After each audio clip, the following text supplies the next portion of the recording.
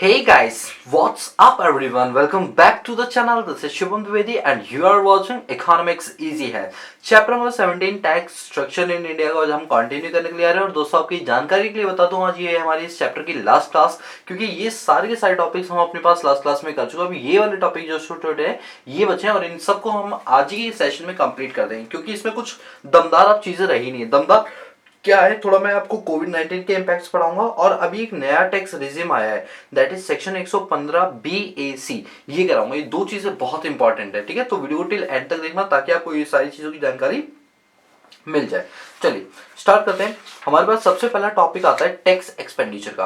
अब क्या होता है, आप जानते हैं कि बेसिकली जब हमने स्टार्टिंग में टैक्स पढ़ा था तो हमने आपसे बात की थी कि टैक्स क्या होता है। टैक्स एक ऐसी कंपलसरी पेमेंट होती है जो कि गवर्नमेंट ऑफ इंडिया इंपोज करती है जनरल पब्लिक पर, और इसको कोई डिनाई नहीं कर सकता, उसको देना ही पड़ता है। अब ऐसे में जब गवर्नमेंट टैक्स ले रही है तो ये पैसा जाता कहाँ है दोस्तों? ये सरकारी खजाने में जाता है और अल्टीमेटली इस पैसे का यूटिलाइज पब्लिक वेलफेयर और सोशल में जो वेलफेयर एक्टिविटीज है उन पर ये किया जाता है, क्योंकि गवर्नमेंट को बड़े बड़े नेशनल हाईवेज, गवर्नमेंट को ट्रांसपोर्टेशन, गवर्नमेंट को कम्युनिकेशन जैसी चीजों पर सुधार लाना होता है। तो ये सारी चीजों पर सुधार लाने के लिए गवर्नमेंट के पास पैसा भी होना चाहिए, और वो पैसा कहां से आएगा? ये हम लोग जो जनता है वो अपने टैक्स पेयर के रूप में या टैक्स के रूप में गवर्नमेंट ऑफ इंडिया को देगी, और फिर गवर्नमेंट ऑफ इंडिया इनको कलेक्ट करके वो क्या करेगा, हैवी हैवी इंफ्रास्ट्रक्चर में या जितना भी एक्सपेंडिचर है उसमें वो क्या करेगा, उसको खर्च करेगा।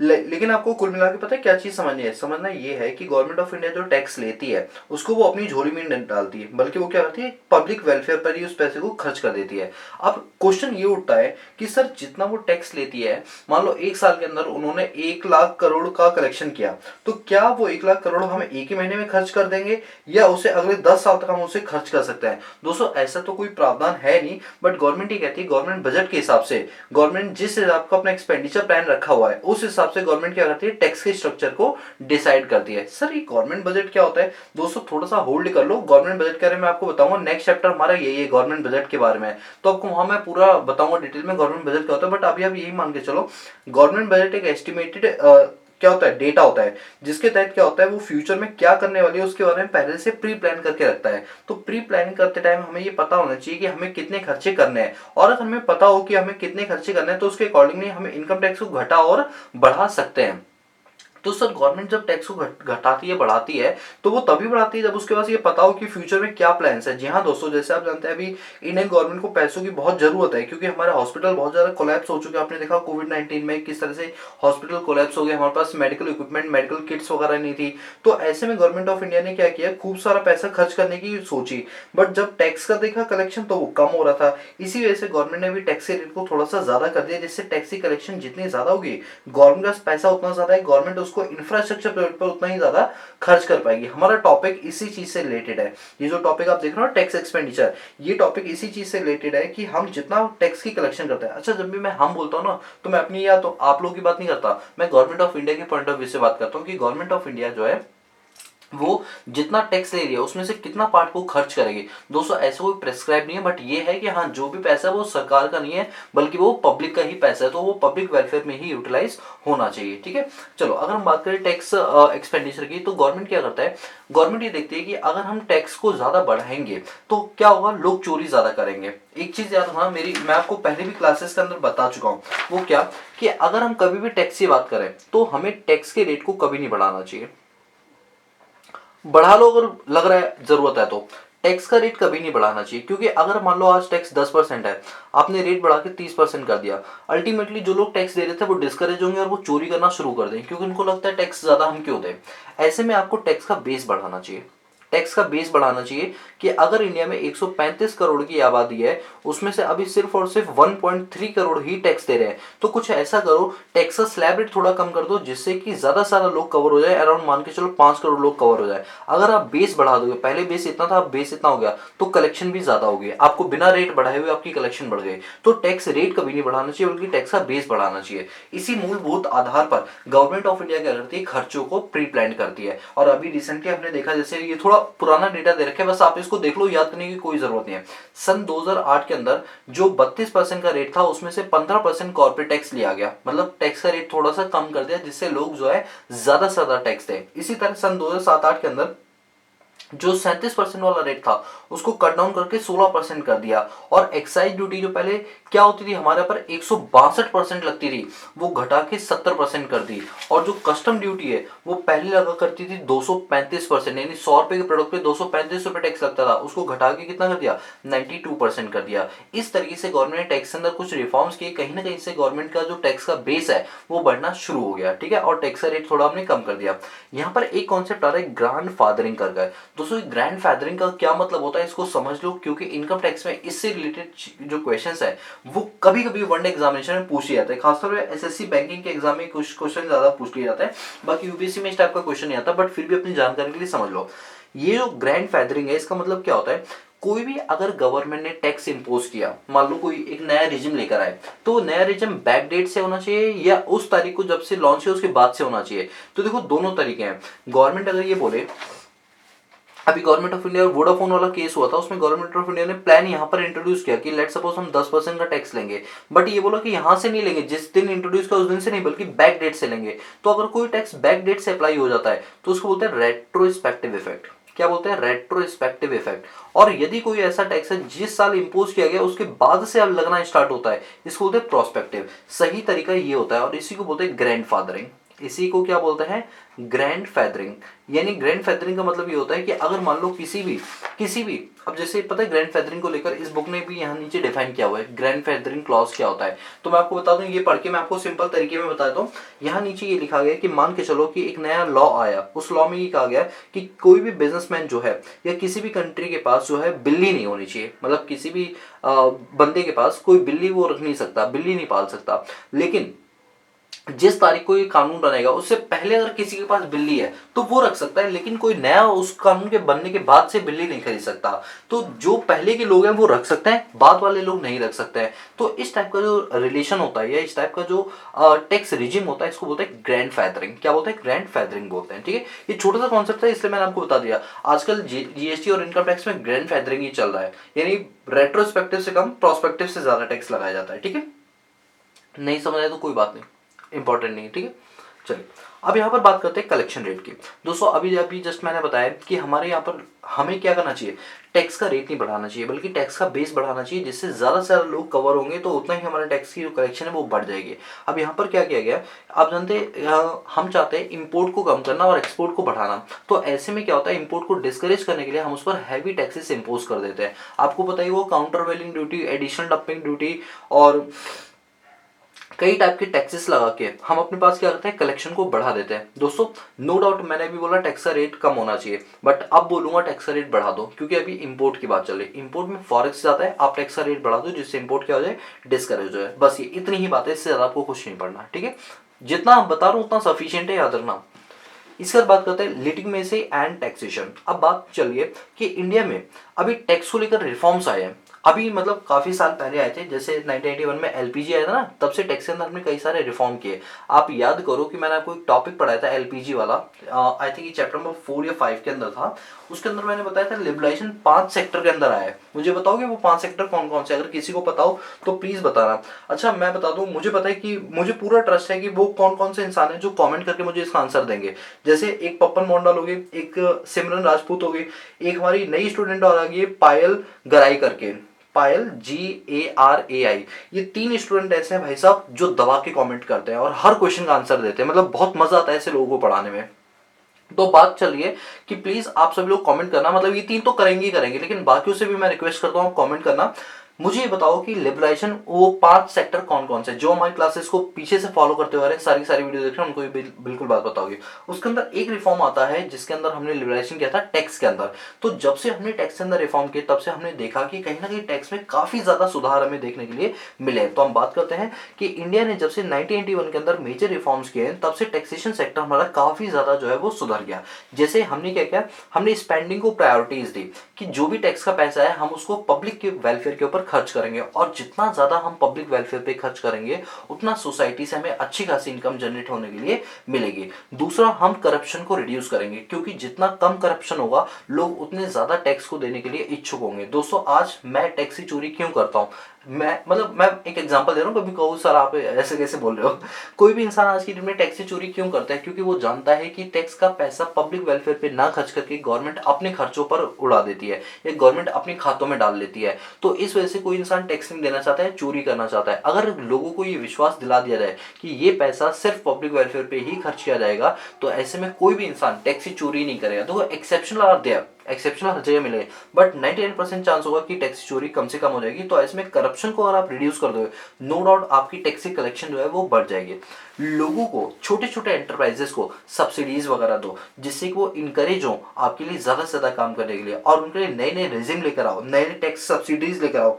आपको पता होगा सब्सिडी को लेकर हमने एक पॉइंट पढ़ा था, याद करो, रिबेट अंडर सेक्शन 37A पढ़ा था, जिसमें इंडिविजुअल को रिबेट मिलती है अगर उनकी ग्रॉस टोटल इनकम 5 लाख से कम है तो 12,500 या जितना एक्चुअल टैक्स लायबिलिटी बना है, विच एवर इज लोअर, उसका क्या मिल जाएगा उनको, डिडक्शन मिल जाएगी, मतलब एक तरह से छूट मिल जाएगी, रिबेट मिल जाएगी।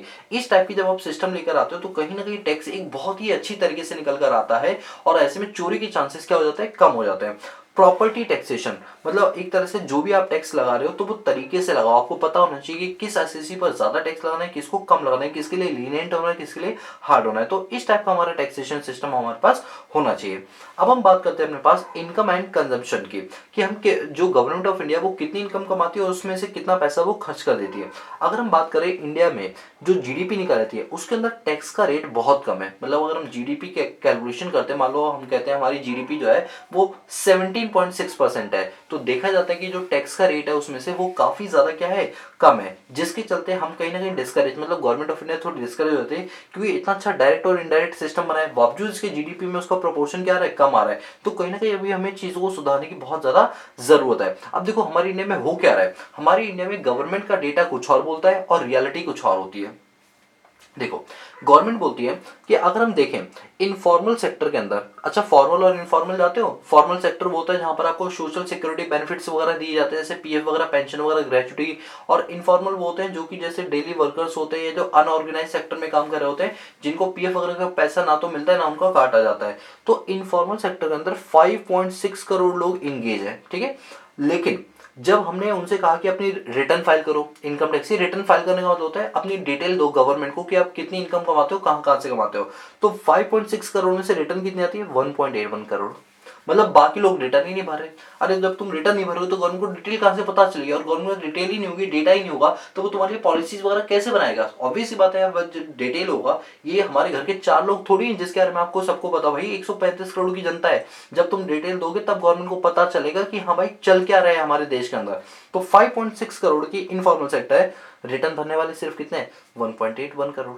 बताओ कितना कम है। अच्छा बात करते हैं कंपनियां कितनी रजिस्टर्ड है सेबी के पास, सेबी नहीं सॉरी, एमसी के पास, मिनिस्ट्री ऑफ कॉर्पोरेट अफेयर्स के पास, यहां लिख भी देता हूं, मिनिस्ट्री ऑफ कॉर्पोरेट अफेयर्स के पास 13.94 लाख यानी 13,94,000 कंपनीज रजिस्टर्ड है। तो सबको एनुअल रिटर्न भरनी चाहिए ना, एनुअल रिटर्न भरनी पड़ती है। ये आपका AOC 3 होता है और MGT 7 होता है, ये 2 फॉर्म होते हैं जिसमें एनुअल रिटर्न जाती है कंपनी की। ये दोनों की दोनों भरनी पड़ती है। पता चलता है कि 13.94 हजार कंपनियों में से सिर्फ 5.97 लाख से रिटर्न जा रही है। तो बाकी कंपनी कहां गई। जब तुम रिटर्न ही नहीं भरोगे, गवर्नमेंट को डेटा डिटेल ही नहीं दोगे, तो गवर्नमेंट कहां से तुम्हारे लिए कुछ अच्छे काम करेगी जब उनके पास डेटा ही नहीं होगा। और सबसे बड़ी बात कि हमने ऐसा देखा कि बहुत सारी ऐसी कंपनी जो अपने आप को लॉस में दिखा रही है, अराउंड 2.76 लाख कंपनीज ऐसी हैं जो अपने आप की इनकम को जीरो में दिखा रही हैं या लॉस में दिखा रही हैं। इसके बाद तकरीबन ऐसी कंपनियां जो अपनी प्रॉफिट को 1 करोड़ से कम दिखा रही हैं, वो कितनी है, 2,85,000। और 10 करोड़ से कम प्रॉफिट दिखाने वाली कंपनियां कितनी है, अराउंड 28,667। और 10 करोड़ से ज्यादा दिखाने वाली प्रॉफिट कितनी है, ओनली 7,781। देख लो डेटा कितना कम है। हमारे इतनी ज्यादा कंपनी है, करोड़पति की कंपनी है, लेकिन फिर भी यहाँ पर देखो रोड़पति बन रही है, कह रही है हम करोड़पति आई नहीं है। तो ये बहुत बड़ा एक गैप देखने के लिए यहाँ पर मिल रहा है। इसी तरह से जब हम इंडिविजुअल का देखते हैं, अभी तो चलो हमने कॉर्पोरेट टैक्स देखा जो कंपनी पर लगता है, जरा हम इंडिविजुअल टैक्स पे भी नजर डाल लेते हैं। इंडिविजुअल टैक्स में देखा कि ऑर्गेनाइज सेक्टर के अंदर 4.2 करोड़ लोग काम कर रहे हैं, लेकिन जब रिटर्न की बात आई तो सिर्फ 1.74 लोगों ने रिटर्न भरी। ये डेटा थोड़ा पुराना है, बट थोड़ा हमें समझने की कोशिश ये करनी है कि जितने लोग काम कर रहे हैं रिटर्न सबको भरनी चाहिए, बट कोई रिटर्न भर ही नहीं रहा, तो गवर्नमेंट का डेटा जा ही नहीं रहा। जब डेटा नहीं आएगा तो गवर्नमेंट कैसे आपके लिए कोई काम करेगी। इसी तरह से यहाँ पर देखा गया कि अराउंड 99 लाख जो होते हैं, 99 lakh shows annual income below the exemption limit. 2.5 lakh से भी कम एग्जाम्पशन लिमिट के अंदर कितने लोग कवर हुए, 99 लाख। इसके 2.5 लाख से 5 लाख पे 1.95 करोड़ लोग कवर हो रहे हैं। 5 से 10 लाख कमाने वाले कितने लोग कवर हो रहे हैं, 52 लाख। और सिर्फ 10 लाख से ऊपर कमाने वाले सिर्फ 24 लाख कवर हो रहे हैं। भाई इतने सारे अमीर जाते हैं, सिर्फ 24 लाख कवर हो रहे हैं, सोच के बहुत खराब लग रहा है। इसी तरह से इन लोगों ने इतनी कम इनकम अपनी डिक्लेयर की कि गवर्नमेंट का प्रॉपर रिकॉर्ड, प्रॉपर डेटा ही नहीं है। और सबसे बड़ी बात, डीमोनेटाइजेशन के टाइम पर तो ऐसा देखा गवर्नमेंट ने कि लोगों ने अपना पैसा सारा ही छिपा दिया। ऐसा करने को मिला कि लोग कह रहे हमारे पास कुछ है ही नहीं। ये सारी चीजें, अगर हम इम्पैक्ट की भी बात करें जीएसटी डिमोनेटाइजेशन के, तो डिमोनेटाइजेशन के इम्पैक्ट पर क्या हुआ कि लोगों के अंदर जो है एक डर आ गया कि अब उन्हें पैसा चोरी करके नहीं रखना चाहिए, अब थोड़े से उनको अपने पैसों का रिटर्न ब्यौरा गवर्नमेंट को देना पड़ेगा। तो कहीं ना कहीं डिमोनेटाइजेशन का एक पॉजिटिव इम्पैक्ट पड़ा। दोस्तों एक छोटा सा मैं आपको होमवर्क दूंगा, प्लीज इस लाइन की एक एक लाइन को पढ़ना, इस पैराग्राफ की एक एक लाइन को पढ़ना, वो भी यहाँ तक। मैं नहीं पढ़वा रहा क्योंकि अब मैंने आपको इतना पढ़ा दिया कि अब आप खुद पढ़ोगे तो आपको समझ आएगी। इनके साथ कोई दिक्कत आए तो आप मुझे बता देना, नेक्स्ट क्लास के अंदर इसको बता दूंगा। ऐसी कोई दिक्कत वाली बात नहीं है, बट मैं थोड़ा सा आपको होमवर्क देना चाहता हूं ताकि आप लोग भी खुद अपने लेवल पे पढ़ने की कोशिश करो। क्योंकि अगर मैं आपको उंगली पकड़ के चलाना सिखा दूंगा तो अगर उंगली बिना छोड़े अगर आपको चलाऊंगा तो आप गिर जाओगे। तो थोड़ा सा प्रैक्टिस करो बिना उंगली पकड़ के चलने की, है ना। हर एक एक लाइन को पढ़ाना भी ठीक नहीं होता।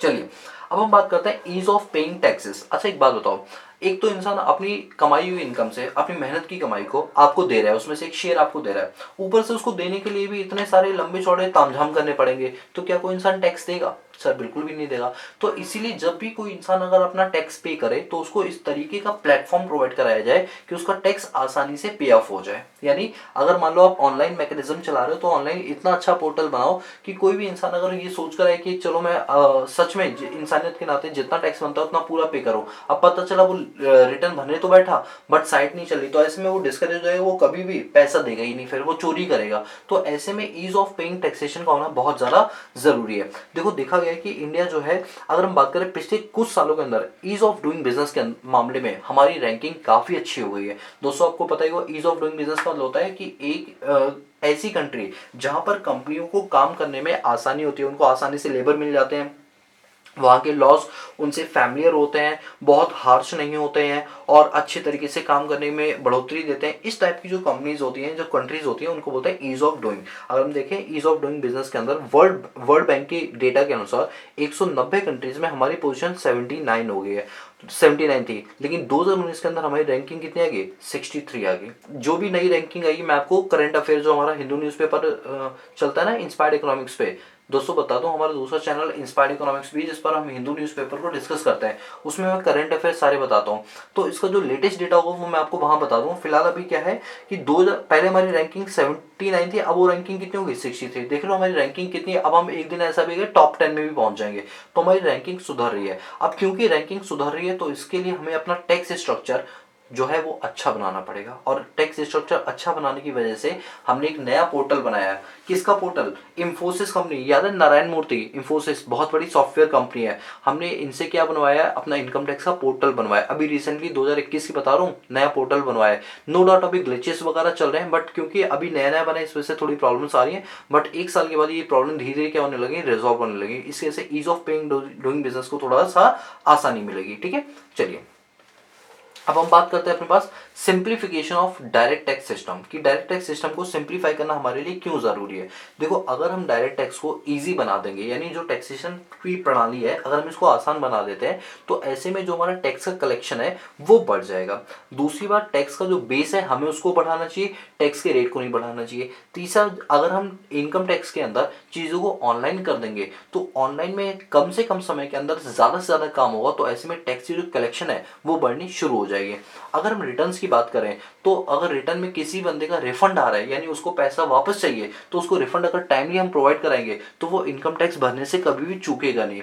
और चौथी बड़ी बात कि यहाँ पर जो रिफंड है वो इस तरीके से होना चाहिए 24 घंटे के अंदर उसको उसका स्टेटस पता चल जाए और इको फ्रेंडली तरीके से, और वेरिफिकेशन उसका 24 घंटे, और कोई दिक्कत आए तो कॉल सेंटर की सुविधा देनी चाहिए जिससे कि एक एसएससी को लगे कि ये जो पूरा आपने पोर्टल बनाया ये इतना फैमिलियर है कि आपको कोई दिक्कत नहीं होगी। तो ऐसे में कोई भी इंसान टैक्स को देने से पीछे नहीं होगा बल्कि वो इनकरेज होगा, वो ज्यादा से ज्यादा टैक्स देने के लिए इनकरेज होगा यहाँ पर। ठीक है, तो इस तरह का स्ट्रक्चर जो है हमने, मैं ये नहीं बता रहा हमें करना चाहिए, ये हो गया है, ये हो गया है भाई, ऐसा प्रणाली गवर्नमेंट ऑफ इंडिया ने लॉन्च कर दिया है। अगर हम रिफॉर्म की बात करें अभी रिसेंटली 19-20 के अंदर क्या क्या रिफॉर्म किया, रिसेंटली तो नहीं कहना चाहिए मुझे, काफी टाइम हो गया अब तो इसे, बट फिर भी क्या क्या रिफॉर्म किए गए। सबसे पहली बात तो यह है कि जो हमारे यहाँ पर रिबेट का कॉन्सेप्ट है यानी सेक्शन नंबर 87A को इंट्रोड्यूस किया गया, और इस सेक्शन के अनुसार वैसे तो स्लैबिलिटी बोलती 2.5 लाख तक एग्जाम्प्ट है, ठीक है, इस सेक्शन की वजह से हम कह सकते हैं कि हाँ अगर एक इंसान 5 लाख रुपए एनुअल इनकम कमा रहा है तो भी क्या है वो एग्जाम्प्ट है, क्योंकि उतनी उसकी रिबेट मिल जाएगी 12,500 रुपए की, तो उसे कोई टैक्स देना ही नहीं पड़ेगा। तो ये हमने एक बहुत बड़ा रिफॉर्म किया। दूसरा रिफॉर्म ये कि सैलरीड क्लास के अंदर जो भी सैलरी होती थी उसमें से 40,000 की स्टैंडर्ड डिडक्शन अपने आप माइनस होती थी। सर मान लो अगर आपकी सैलरी 50,000 रुपए महीना है तो साल की कितनी होगी आपकी 6 लाख, तो मुझे 6 लाख पे टैक्स नहीं देना, 6 लाख में से 40,000 माइनस कर दो यानी 5,60,000 पे टैक्स देना है, ऐसा पहले होता था। बट अब इस स्टैंडर्ड डिडक्शन जो गवर्नमेंट ने कहा था 40,000 की है, इसको बढ़ा के 50,000 कर दिया गया। कितना कर दिया गया? 50,000। यानी पहले 40,000 माइनस करते थे, अब कितना कर सकते हो? 50,000। जितना ज्यादा माइनस कराओगे इतनी इनकम कमाएगी, और जितनी इनकम कमाएगी टैक्स भी उतना कम देना पड़ेगा। नोशनल रेंट की अगर हम बात करें, पहले हमारे पास ये होता था कि अगर हमारे पास मान लो 2 प्रॉपर्टी है तो गवर्नमेंट से आपको एक को लेट आउट मानना पड़ेगा यानी किराए पर, और एक को आप सेल्फ ऑक्यूपाइड मान सकते हो। लेकिन अभी कहा गया कि अगर आपके पास मान लो 2 प्रॉपर्टी है, ये बिफोर है ये आफ्टर है, तो कहा गया आप दोनों को सेल्फ ऑक्यूपाइड मान लो, और अगर 3 है तो 2 को सेल्फ ऑक्यूपाइड मानो, एक को लेट आउट। यानी पहले सेल्फ ऑक्यूपाइड एक प्रॉपर्टी को मान सकते थे, अब सेल्फ ऑक्यूपाइड हम 2-2 प्रॉपर्टी को मान सकते हैं, जिससे हमारा टैक्स थोड़ा सा कम आता है। ठीक है, ये हो गया। टीडीएस की थ्रेशोल्ड लिमिट है, जैसे कि मान के चलो कि ये मैं हूं और मैंने किसी से किराए पर जमीन ले रखी है, तो जब मैं उसको रेंट पे करूंगा और मान लो सालाना रेंट 1,80,000 रुपए या उससे ज्यादा है, तो ऐसे मुझे उसका टीडीएस काटना पड़ेगा। लेकिन मैं टीडीएस के दायरे में नहीं आना चाहता, तो अब इस टीडीएस के रेंज को बढ़ा के कर दिया गया। अगर आप रेंट साल में 2,40,000 से ज्यादा कर देते हो तो आपको टीडीएस काटने की जरूरत है, उससे पहले आपको टीडीएस काटने की कोई जरूरत नहीं है। तो टीडीएस की रेंज को यहाँ पर बढ़ा दिया गया, जिसके से ये जो पेयर है, जो रेंट पे कर रहा है, उसके ऊपर से ऑब्लिगेशन थोड़ी सी कम कर दी गई है। इसके बाद क्या है, कैपिटल गेन के अंदर हमने क्या किया है कि अगर आप कैपिटल गेन अगर आपको होता है कोई प्रॉपर्टी को बेचकर आप नई प्रॉपर्टी खरीद लेते हो, तो ऐसे में आपके द्वारा किया गया कैपिटल गेन पूरा का पूरा क्या हो जाएगा? माफ हो जाएगा। बस शर्त है कि 2 करोड़ से ज्यादा का कैपिटल गेन ना हो। पहले ही लिमिट 50 लाख थी, बढ़ा के 2 करोड़ कर दी गई। अल्टीमेटली कहीं ना कहीं टैक्स पेयर को बेनिफिट दिए जा रहे हैं ताकि वो अच्छे से टैक्स को पे करें। टीडीएस की थ्रेशोल्ड लिमिट पहले क्या होता था, आपके खाते में 10,000 रुपए तक अगर इंटरेस्ट आ रहा है आपके सेविंग अकाउंट से, एफडी से या रिकरिंग से, तो उस पर टीडीएस कट जाता था। लेकिन अब वो लिमिट बढ़ा के 40,000 कर दी गई, यानी 40,000 तक अगर आपको इंटरेस्ट मिलता है तो कोई टीडीएस नहीं कटेगा। हाँ, 40,000 के ऊपर होने पर टीडीएस 10% के हिसाब से यहाँ पर काट दिया जाएगा। ठीक है, ये सारे हमने रिफॉर्म किए, और ये तो रिफॉर्म बताया मैंने 19-20 के। अभी रिसेंटली रिफॉर्म में 20-21 में क्या रिफॉर्म किया गया, एक नया टैक्स रिजिम लाया गया। अभी नया टैक्स रिजिम सेक्शन 115 BAC के अंदर लाया गया। किसमें लाया गया? BAC के अंदर लाया गया। अब ये सेक्शन क्या बोलता है, चलो मैं आपको इसके थोड़ा सा मैं लिख के बताता हूँ तो आपको ज्यादा अच्छे से क्लियर होगा। एक मिनट, मैं जरा अपने नोट्स निकाल लूं। देखिए अभी होता क्या है, ये नया टैक्स रीजन आया हमारे पास अंडर सेक्शन 115 BAC। अच्छा एक बात हो, अभी इसको छोड़ो, पुराना रीजन क्या होता है कि अगर आप रेजिडेंट पर्सन हो या नॉन रेजिडेंट हो, अगर आपकी 60 साल से एज कम है तो 2.5 लाख तक आपका नील है, फिर 2.5 से 5% है, इस तरीके से है। और अगर आप रेजिडेंट हो, ठीक है, रेजिडेंट हो और आपकी एज 60 साल से क्या है ज्यादा है, तो ऐसे में हम आपके 2.5 लाख को क्या कर देंगे, 3 लाख कर देंगे। यानी आपको 3 लाख तक कोई टैक्स देने की जरूरत नहीं पड़ेगी। इसके बाद 3 लाख से लेकर 5 लाख तक आपको कितना देना पड़ेगा? 5% देना पड़ेगा। और 5 लाख से लेकर 10 लाख तक की इनकम है तो आपको कितना देना पड़ेगा टैक्स? 20%। और 10 लाख से ऊपर होने पर आपको कितना देना पड़ेगा? 30% देना पड़ेगा। ये था। इसके बाद एक हमने थर्ड स्लैब और पढ़ी थी, वो थी रेजिडेंट इंडिविजुअल की, जिसकी एज जो कंप्लीट हुई है वो 80 साल या उससे क्या हुई है, ज्यादा हुई है। तो ऐसे में उसको क्या दिया जाएगा, थोड़ा ज्यादा बेनिफिट दिया जाएगा। जो 3 लाख वाला बेनिफिट है इसको बढ़ा के कितना कर दिया जाएगा? 5 लाख। यानी उसके पहले 5 लाख क्या होंगे, माफ हो जाएंगे। इसके बाद 5 लाख से लेकर जो 10 लाख है उस पर कितना टैक्स लग गया 20%, और 10 लाख के ऊपर वो जितना भी कमाएगा उस पर कितना लग गया 30% लग गया। तो पहले हमारे यहाँ पर ये स्लैब चलती थी, लेकिन अभी क्या किया गया, एक नया टैक्स स्ट्रक्चर, एक नया सेक्शन लॉन्च किया गया, और ये अभी लॉन्च किया गया, मतलब ये 2020-21 के बजट के अंदर इसको लॉन्च किया गया है। इसमें क्या बोला है कि अगर कोई इंसान इस स्ट्रक्चर को फॉलो ना करके एक नए तरीके को फॉलो करना चाहता है तो उसके लिए एक नया स्लैब बनाया गया। स्लैब थोड़ा लंबा है लेकिन है वो नया। क्या बोला गया नए स्लैब के अंदर, मैं यहाँ पर लिखता हूँ न्यू स्लैब, जो अभी रिसेंटली आया है। वो नया स्लैब क्या बोलता है, अंडर सेक्शन 115 BAC नया स्लैब ये बोलता है कि अगर कोई इंसान मान लो 2.5 लाख तक कमा रहा है तो उसे कोई टैक्स नहीं देना। ये नया स्लैब बोलता है कि 2.5 लाख तक कमा रहे हो तो आपको कोई टैक्स नहीं देना। यदि आप 2.5 लाख 2.5 लाख से लेकर 5.5 लाख तक कमा रहे हो, कितना 5.5 लाख तक कमा रहे हो, तो आपको 5% टैक्स देना है। ठीक है, कितना देना है 5% टैक्स देना है। और यदि आप 5.5 लाख से ज्यादा और आप 7.5 लाख तक कमा रहे हो तो आपको कितना टैक्स देना है 10% टैक्स देना है। और यदि आप 7.5 लाख रुपए से ज्यादा कमा रहे हो और कितना कमा रहे हो 10 लाख तक कमा रहे हो तो आपको कितना टैक्स देना है, आपको 15% टैक्स देना है। कितना परसेंट देना है 15%।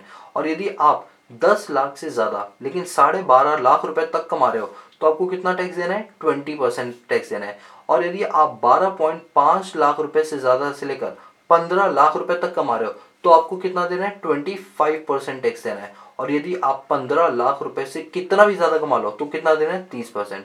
आप ये देखो, पहले जो हमारे टैक्स के रेट होते थे वो होते थे 5, 20 और 30। मैक्सिमम कितना है 30। यहाँ भी देखो मैक्सिमम कितना है 30, लेकिन बीच में आपको और भी डिफरेंट डिफरेंट रेट्स मिल गए। ये नया स्लैब है, लेकिन इसकी खास बात यह है कि जब आप नए स्लैब को लगाओगे तो अगर आप ये चाहो कोई डिडक्शन क्लेम करना तो आप डिडक्शन क्लेम नहीं कर सकते। जैसे आपकी 80C से लेकर 80U तक की जो डिडक्शन होती थी वो आपको नहीं मिलेगी। बाकी अगर आप चाहते हो आपकी डिडक्शन क्लेम नहीं करनी तो आप इस तरीके से भी अपना टैक्स निकाल सकते हो। तो ऑब्वियस ही बात है कि इससे टैक्स कमाएगा, इससे कमाएगा, इससे ज्यादा आएगा। चलो मैं आपको एक क्वेश्चन दे रहा हूँ, ये आपके लिए होमवर्क है कि एक पर्सन है, मान लो उस पर्सन की जो एज है वो है 59 ईयर और वो कितनी इनकम कमा रहा है 18 लाख रुपए कमा रहा है। ठीक है, आप मुझे इसका टैक्स निकाल के दिखाओगे स्लैब रेट के हिसाब से, और आप मुझे बताओगे ओल्ड रीजन और न्यू रीजन दोनों, यानी ओल्ड स्लैब रेट और न्यू स्लैब रेट से कितना कितना टैक्स आएगा। और फिर आप मुझे जजमेंट दोगे कि हमें कौन सा वाला टैक्स फॉलो करना चाहिए, ओल्ड या न्यू। एसएससी के पास ऑप्शन है, दोनों में से कोई भी कर सकता है, जिसपे भी टैक्स कमाए वो उस ऑप्शन को चूज कर सकता है। देखते हैं इसका करेक्ट आंसर कौन कौन देगा। ठीक है, जिसने भी हमारी क्लासेस कंटिन्यू है वो इसका आंसर दे पाएंगे, और जो सिर्फ टाइम पास करने हैं वो वैसे भी आंसर नहीं देंगे, और हम्बल रिक्वेस्ट है वो दे भी ना। जो सिर्फ पढ़ने वाले स्टूडेंट है, जो डेडिकेटेडली होकर पढ़ रहे हैं, सिर्फ वही इसका आंसर कमेंट सेक्शन के अंदर दें। ठीक है, कि 18 लाख पर ओल्ड रिजिम के हिसाब से टैक्स कितना आ रहा है और न्यू रिजिम के हिसाब से कितना टैक्स आ रहा है। ठीक है, देखते हैं कितने लोग अच्छे अच्छे हैं हमारे पास। चलिए, तो यही चीज यहाँ पर बोलेगी कि जो 20-21 के अंदर ये हमारा नया रिजिम है, मैंने आपको इसके बारे में पूरा बता दिया। ठीक है, इसके बाद टैक्स पेयर का पूरा चार्टर बनाया गया जिसके अंदर उसके जो भी लॉज वगैरह वो सारे उसके बताए गए। डिविडेंड डिस्ट्रीब्यूशन टैक्स का कॉन्सेप्ट स्टार्ट किया गया, मैंने आपको बताया था। इसके बाद कॉन्सुलेशन कॉर्पोरेट टैक्स के बारे में ये सारी चीज मैं आपको बता चुका हूँ। ठीक है, मैं इस पर ज्यादा अभी डिस्कस नहीं करूंगा। कोविड-19 के इम्पैक्ट की बात करते हैं। जब से कोविड-19 का इम्पैक्ट आया तब से हमारे यहाँ पर टैक्सेशन स्ट्रक्चर को थोड़ा लीनियंट बनाया गया। इवन आरबीआई ने ये तक बोल दिया था कि देखो ऐसा है कि अगर आप जैसे ओवरड्राफ्ट, अगर आप ज्यादा पैसा निकालना चाहते हो तो 60% तक आप पैसा एक्स्ट्रा निकाल सकते हो। ओवरड्राफ्ट की फैसिलिटी थी। इवन ये तक बोल दिया गया था कि जितने भी लोगों का रिफंड पेंडिंग है उन सबके रिफंड को जल्दी से जल्दी रिलीज करके लोगों को उनका पैसा दिया जाए, जिससे लोगों के पास पैसा आ जाए, क्योंकि जॉब छूट गई थी तो पैसों की कमी थी इस वजह से। इसके बाद कोई स्पेशल रिफंड या ड्यूटी ड्रॉबैक है उसको जल्दी से जल्दी गवर्नमेंट किसको देगी, उन असेसीज को देगी जिसमें उनके खाते में पैसा आ जाए। इमरजेंसी पैकेज घोषित किया गया था, कितने हजार करोड़ का आपको पता ही 15,000 करोड़ का इमरजेंसी पैकेज घोषित किया गया था जितने भी लोग अनएम्प्लॉयड हुए थे उन तक ये पहुंचाने के लिए। इवन जो इनकम टैक्स की लास्ट डेट थी रिटर्न की, इन जनरल आप याद रखना जो रिटर्न की डेट होती है, अगर मैं बात करूं इंडिविजुअल की रिटर्न की जो लास्ट डेट होती है वो होती है 31 जुलाई ऑफ असेसमेंट ईयर। ठीक है, असेसमेंट ईयर की 31 जुलाई। और जो कॉर्पोरेट एसएससी होते हैं उनकी जो डेट होती है वो होती है 30 सितंबर ऑफ असेसमेंट ईयर। और जो हमारे पास एक्सपोर्टर होते हैं, एक्सपोर्ट और इंपोर्ट का काम करते हैं, उनके लिए होती है 30 नवंबर ऑफ असेसमेंट ईयर। ये 3 डेट होती है जिनमें आपको क्या करनी पड़ती है, रिटर्न ऑफ इनकम अपनी फाइल करनी पड़ती है। इस डेट को भी यहाँ पर एक्सटेंड कर दिया गया था क्योंकि उन्हें पता था कि रिटर्न फाइल करना भी मुश्किल होगा कोविड-19 पैंडेमिक के दौरान। ठीक है, इस रिटर्न को भी बढ़ा दिया गया था। और जीएसटी की रिटर्न की भी डेट को क्या कर दिया था, एक्सटेंड कर दिया था 24 घंटे 7 दिन तो पर आपको पूरी पूरी क्लियरेंस मिलेगी, मतलब आप पूरी कोई भी डाउट पूछना चाहते हो, क्वेरी पूछना चाहते हो, उनके कॉल सेंटर पे फोन करके अपनी क्वेरी पूछ सकते हो। और 3 महीने तक आपको कोई भी किसी भी एटीएम से आप पैसे निकालो, आपके कोई चार्जेस नहीं कटेंगे 3 महीने तक। इस चीज की रिलैक्सेशन दी गई थी। अगर आप कोई हेल्थ इंश्योरेंस की, लाइफ इंश्योरेंस की, मोटर व्हीकल की, अच्छा लाइफ नहीं सॉरी, मोटर व्हीकल की है और हेल्थ इंश्योरेंस, अगर इनका प्रीमियम आप लेट पे करते हो तो आप पे कोई पेनल्टी चार्ज नहीं होगी। ये गवर्नमेंट ऑफ इंडिया ने अलाउ कर दिया था, कब, कोविड-19 के टाइम पर। और मैंडेटरी बोर्ड मीटिंग जो होती थी उसको 60 दिन तक एक्सटेंड कर दिया गया था। मैं आपको बता दूं मैंडेटरी बोर्ड मीटिंग क्या होती है, ये आपकी बोर्ड ऑफ डायरेक्टर मीटिंग्स होती है जो आपको हर 6 महीने पे करनी पड़ती है। इसकी डेट को 60 दिन तक एक्सटेंड कर दिया था क्योंकि कोविड-19 के पैंडेमिक में दिक्कतें चल रही थी। और एक्स्ट्रा ऑर्डिनरी जनरल मीटिंग जो होती है वो आप वीडियो कॉन्फ्रेंसिंग से भी कर सकते हो, क्योंकि हमारे कंपनीज एक्ट में इसका प्रावधान नहीं था। इस प्रावधान को भी यहाँ पर लॉन्च किया गया था। ठीक है, बोलो क्लियर हुआ। अब ये आउटलुक एंड फ्यूचर है, इसको अभी पढ़ने की जरूरत नहीं क्योंकि ये सारी चीज मैं ऑलरेडी हिंदू न्यूज़पेपर के करंट अफेयर के अंदर जो भी टैक्स वाली न्यूज आती है मैं उसके अंदर बताते रहता हूँ। ये तो फिर भी पुरानी है, मैं तो नई नई बताता हूँ। वहां पर जो हमारा दूसरा चैनल इंस्पायर्ड इकोनॉमिक्स है ना, उस पर ये सारी चीजें मैं आपको बताते हुए चलता हूँ। ठीक है, चलो तो आज देखते हैं। वैसे हमने पूरा चैप्टर कंप्लीट कर लिया, टिक कर लेते हैं कि हमने क्या क्या किया। अभी हमने टैक्स एक्सपेंडिचर भी कर लिया, टैक्स का कलेक्शन भी कर लिया, लिटिमेसी रेट भी कर लिया, इनकम एंड कंजम्पशन वगैरह कर लिया। चलो ये हमने सारी चीजें कर लिया, अब क्या टिक लगाना है इस पर। ठीक है, चलिए अब हम मिलते हैं नेक्स्ट क्लास में।